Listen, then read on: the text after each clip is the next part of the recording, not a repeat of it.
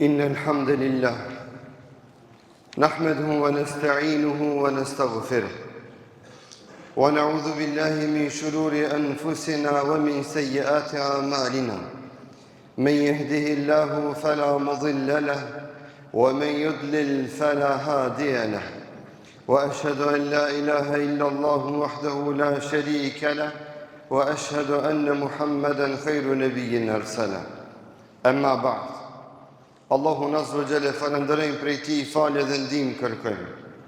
Salavatet dhe selamet i dërgojmë Muhammed Mustafa sallallahu alaihi wasallam, familjes së tij të ndershme, shokëve të tij fisnik dhe gjithë pasuesve të rrugës së tij deri në ditën e gjykimit.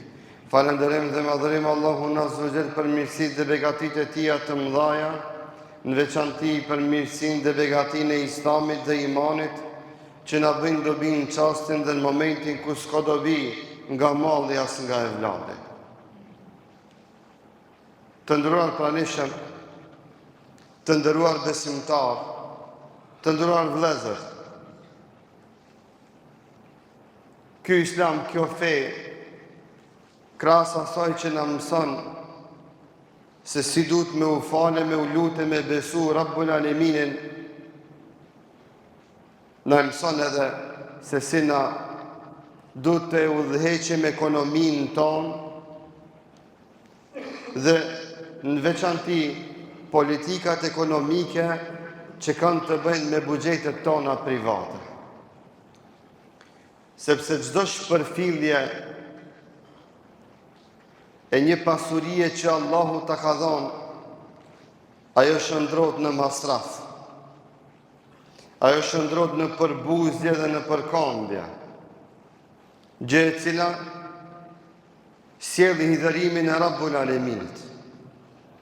Lexoja këto ditë rreth kësaj teme dhe hasën një informat që asnjëherë nuk isha kujtuar me krahasimin e saj dhe më analizuar në formë të mirëfillt.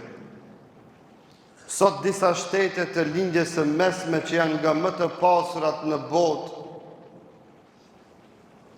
para disa vitesh, ndoshta as një shekull nuk ka, kishin qenë Hamalat e Sudanit, Hamalat e Irakut, Hamalat e Damaskut. Hamal kishin punu në këto vende, e që pleqët e tyre, që ato Hamalat e vladve të vetë porosit që a këshin lanë, kishin qenë kështu në këtë vim, nëse vjen dita e vladve t'juve ju flitni, se sa keqim i konë na e se si duhet me rujt pasurin ata sot, ta dini se halin se kini mirë heq.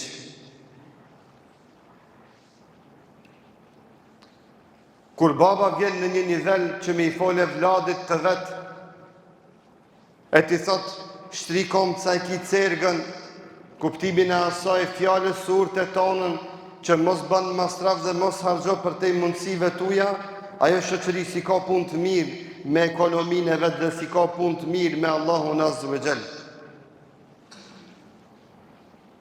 Andaj Allahu Azza wa Jall përmend shembullin e një fshatit, një vendit të pasur,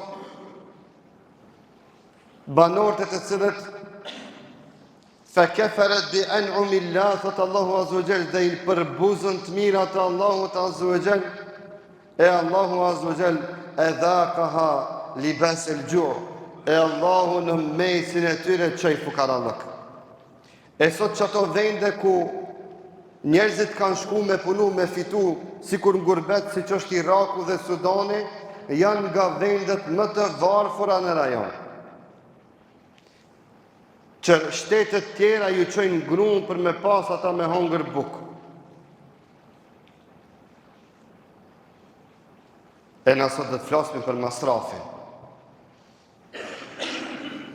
Innel mubedhirine kanu ikhwane shayatin, se masraf gjit janë vlaznu me shejtanin. Na s'kimi që vlaznit e tonë me bo koalicion me shejtanin.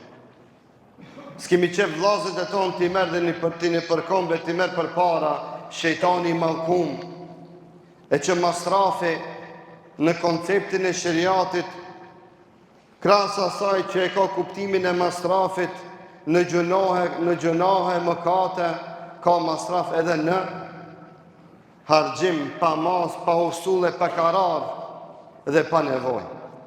Janë duke na ardhur pushimet dhe verore dhe Zotën i kemi dhe kanë fillu. Me dërmos duhet të ndalemi në këtë pikë dhe të japmi na porosin dhe mesazhin tonë. Secili do ta pagun faturën e vet. E ke një gojë, i ke marrë 3 pjata, në fund ti ke me pagujt faturën, unë se paguj, vetë ke me pagujt. Andaj mendohu mirë se çfarë do me thonë me harxhu pa hesab e pa karar. Thot Allahu Azza wa Jall: "Wa ahlakna al-musrifin", dhe i banëm helaç masrafxhit. Ato që harxhojnë pa usull e pa karar, na ato i bëjmë helaç. Njëra nga arsyet e dështimeve të familjeve tona në aspektin ekonomik janë kryesisht shkakuja asaj dhe faktit që e kanë 1 dinar i harxojnë 2 apo 3. E që kur të ndëgjojsh që kjo mendjemasi dhe ky masraf kalon edhe deri në atë fazë që me dalë në çalëm dhe mendjemasi, madje edhe në përbuzet të ligjeve të Zotit, duke marrë edhe kredi për me shku në pushime verore, duke marrë edhe kredi për me bot dasmën më të madhe se të kushise të vllavit, e që mu bo ma si cili ma mendjemas se tjetri, a i ka harxhu kaq në dasmën e ti, unë do të përmendem se ka ma harxhu 3 fishin e ti, edhe nëse kjo më kushton që unë me punu edhe 10 vite dhe 15 vite pas asaj për mila ato borxhen, nuk i kam gajle, ama dasma heme ka më mbajt mend. Ama pushimin tem krit shkupi ka me përcjell. Kjo është masraf dhe mendjemallësi, dhe i ki bo dëm dhe zarar vetvetes tënde, dhe i ke dëmtu ardhmërinë tënde që nesër kur do të mlidhen borxhet dhe borxhnit, mos e fajso askën përveç se vetveten tënde. Që si pasojë e kësaj këto të njëjtit pastaj i dhëron me bab, i dhëron me vlla, i dhëron me miq, krejtve ju kërkova kur kush së ndihmoj, ti s'meriton me të ndihmu. Se ti e mendjemath. Ti e ke ditë se celgën e ke ka që ki shtrikon më shumë, ti ke marrë kredi për me shku në pushim, ti ke marrë kredi për me blit telefonin më të shtrenjtë, se vlla i jotë, ti ke marrë kredi për me u përmend darsma jote, kur mundet atë dasëm me kalu shumë në një formë më modeste. Kam prezentu tek njerëzit që janë biznismen të mdhej, që dasma ti kanë bën shtëpiat e tyra në forma dhe mënyra shumë modeste që i miknaq, shumë ma shumë se që ato dasma që i bëjnë me çalëm e me 100 harame, që në mesin e 1000 misafirve, kur i përcjell të shtëpia 3000 janë i dhnushëm. Shkaku se shejtani aty punon. E pastaj o hoq, s'ka bereqet. O hoq, na mitën kredit. O hoq, sa mirë ke shkam gjeti, ma boni ki... Jo, ndalëm, ndalë, o vlla. Dvedisojemi se shumica e harxhimeve të familjeve të reja janë për luks, pakica janë për nevojë. Na mundojme me alon fajnë ati e po këti, por realisht faja është tek ne, se gjysma e faturave janë për luks. 1 ose 2 janë për rrymë dhe ujë, tjerat janë luks. Luks edhe atë përmi luks që shëndrot në masraf, e që shëndrot në manipulim të shejtanit. Andaj i tha Aliu radhiyallahu anhu, ma nezele belaun illa bi dhanb, wa ma rufi'at illa bi taubatin. Çdo popullit i ka ardhur belaja masi që e ka bo një gjuna, dhe ajo bela nuk ngrihet dhe nuk largohet nga ai popull derisa ai popull të pendohet. Dvedisohemi me këtë formul hynore dhe me këtë porosi që ne kalon edhe baballarët tonë, që kam të mishtri sa kemi cergën, që e ke 1 dinar e blen 1 buk, e ke standardin me bo një luks e bën, se ke nuk e bën, pa ma parasysh se gjithë e bëjnë. Mos bim në këtë grack dhe në këtë kurth të shejtanit se shtrenjt kina me pagujt.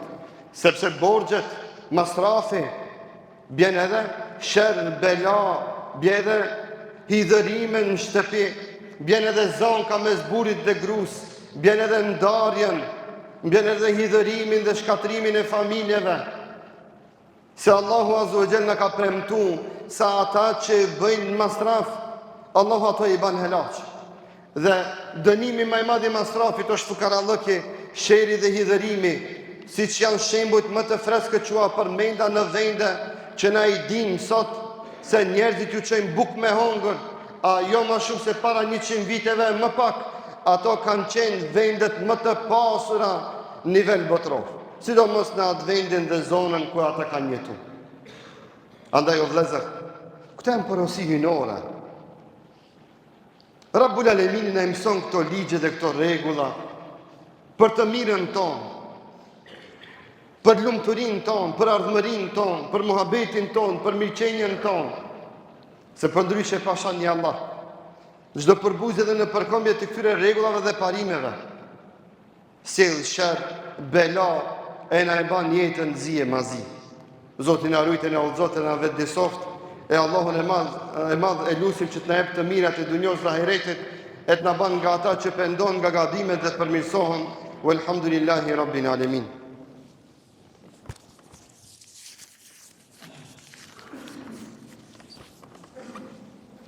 الحمد لله حمدا كاملين كما أمر واشكروه وهو الذي وعد المزيد لمن شكر وأخرجوا حب الدنيا من قلوبكم فإنه إذا استولى أسر واعلموا أن الله أمركم بأمر عميم في كتابه العزيز فقال إن الله وملائكته يصلون على النبي يا أيها الذين آمنوا صلوا عليه وسلموا تسليما اللهم صل على سيدنا محمد وعلى آل محمد كما صليت على إبراهيم وعلى آل إبراهيم في العالمين إنك حميد مجيد وبارك على محمد وعلى آل محمد كما باركت على إبراهيم وعلى آل إبراهيم في العالمين إنك حميد مجيد اللهم أرنا الحق حقا وارزقنا اتباعه وأرنا الباطل باطلا وارزقنا اجتنابه إن الله يأمر بالعدل والإحسان وإيتاء ذي القربى وينهى عن الفحشاء والمنكر والبغي يعظكم لعلكم تذكرون